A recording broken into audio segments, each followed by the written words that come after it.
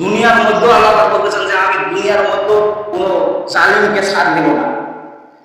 যত সময় আমি যারা জুলুম করে তাদের উপর আমি যত সময় আমি বিচার ফয়সালা করে দিয়া তাদেরকে আমি শাস্তি দিব। বলেন না নাউযুবিল্লাহ। জুলুম একটা কেমন জিনিস, জুলুম একটা মারাত্মক ভয়ানক জিনিস। আপনি যদি কারো প্রতি জুলুম করেন, যতক্ষণ পর্যন্ত ওর প্রতি আপনি জুলুম করেন ততক্ষণ পর্যন্ত ফেরেশতারা আপনার প্রতি বদদুয়া দেবে। বলেন না নাউযুবিল্লাহ।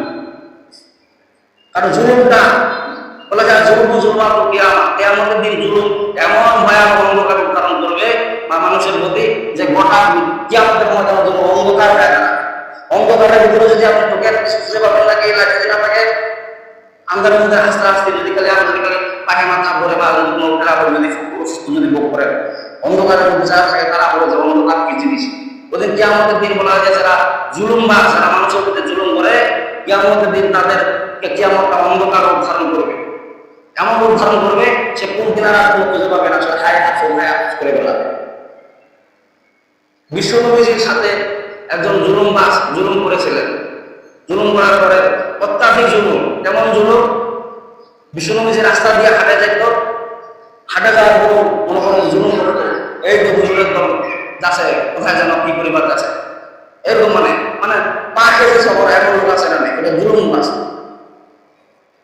মানুষের প্রতি জুলুম করা এটা কি অন্যায়, মারাত্মক জিনিস। বিশ্বনবীজি হাদিসের মধ্যে বলেন যে 3 শ্রেণীর বদদুয়া থেকে তোমরা বিরত থাকো। 6 শ্রেণীর বদদুয়া থেকে বিরত থাকো, 3 শ্রেণীর বদদুয়া থেকে বিরত থাকো। তার মধ্যে এক নম্বর হলো যে মাজলুমের বদদুয়া থেকে তোমরা বিরত থাকো। মাজলুম যদি কাফেরও যদি হয়, ফাসিকও যদি হয়, বেদিনও যদি হয়, মুশরিকও যদি হয়, তারও বদদুয়া থেকে বিশ্বনবীজি বলেন তোমরা জুলুম থেকে বিরত থাকো। হযরত ওমর রাদিয়াল্লাহু আনহু আমলে এক ইহুদি মহিলা সাহায্য নেওয়ার জন্য ওমরের কাছে আসলেন। আসে বলতেছেন যে ওমর আমাকে সাহায্য করেন। ওমর বললেন যে হ্যাঁ মহিলা তোমাকে সাহায্য করবো। সাহায্য করার পরে বললেন যে তুমি কালেমা পড়ো না কেন, কি হয়েছে তোমার, এইভাবে ধমক দিয়ে তোমার কথা বললেন। কিছু তোর মহিলা অবসর হলেন। আমার ওমর মহিলাকে ডাকতে যে ওমর এদিকে আসেন, বলছে কি তোমার কাছে আমি ধমক দিলাম, এটা ধমক দেওয়া আমার উচিত, কারণ তোমার কোনো ধমকটা দিলাম এটাই চোরা অপরাধ, এটা মাজলুমের খাতে চলে যাবে। বলেন না নাউযুবিল্লাহ। জুলুম তাহলে একটা কেমন জিনিস, ওমর রাদিয়াল্লাহু বুঝলেন যে কালেমা পড়ে ধমকটা দিছে নাকি বাইরে কোনো নিজে ব্যক্তিগত ব্যাপারে ধমক দিছে, কোনো ব্যক্তিগত ধমক নেই। বলা হয়েছে যে উনি কালেমার জন্য ধমকটা দিচ্ছেন, তারপর ওমর বললেন যে ওই ধমকটা বেশি চোরা কথাটা ওটা আমার জুলুম হয়ে গেছে, ওটা বলাটা আমার উচিত। তাহলে আমরা কোন পর্যায়ে আছি? পাওনা করে পাওনা নামীকে তো তার প্রতি জুলুম করা, পাওনা করে পাওনা নামীকে না দেওয়া, ওর প্রতি আরো জুলুম করা। আপনি মনে করেন না যে ওই জুলুম করে দিলেন, জুলুম যে করলেন আল্লাহ ছাড় দিবে, আল্লাহকে ছাড় দিবে? সূরা ইব্রাহিমের 42 নম্বর আয়াতে কি বলেছে আল্লাহ পাক? সূরা আল্লাহ পাক বলেছেন কি হবে ওই জুলুমদের। আল্লাহ পাক বিশ্বনবীকে বলতেছেন ওয়ালা তাহসাবান্নাল্লাহা গাফিলান আম্মা ইয়ামালু যালিমুন। আল্লাহ পাক বলেন নবীজিকে, হে রাসূল ওয়ালা তাহসাবান্নাল্লাহ, আপনি কি ধারণা করতেছেন, আপনি কি মনে করতেছেন গাফিলান আম্মা ইয়ামালু যালিমুন, যে জালিমদের ব্যাপারে আল্লাহ পাক গাফিল? আপনি কি মনে করতেছেন যে জালিমদেরকে আল্লাহ পাক ধরবেন না? আপনার প্রতি যে জুলুম করতেছে, আপনার বাবা মারা বাবা মিটে না তার পর্যন্ত যে জুলুম করা হচ্ছে, আপনি মনে করছেন ছাড়ে দিবেন? 1 টাকার পরিবর্তে 10 টাকাতে আমি আল্লাহ কেমন করে পার করে নিব, এটা আমার আল্লাহর কাছে আরেকটা জানা আছে, ঠিক না বলেন? কারণ আল্লাহ তাআলা বলেছেন ওয়া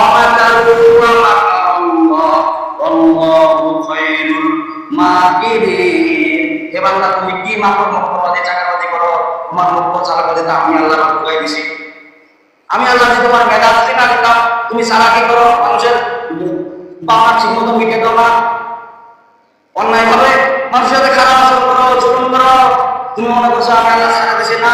আল্লাহ বলে তাহসাবান্নাল্লাহ, এরাজুল আমি খালনা করেন না গাফিলান আম্মা ইয়ামালু যালিমুন, যে জালিমদের ব্যাপারে জালিমরা যে সমস্ত আমল করে ওই ব্যাপারে আমি আল্লাহ গাফিল, যে আমি বিচার করবো না। এরাজুল আপনি মনে করেন না ওয়ালা তাহসাবান্নাল্লাহ।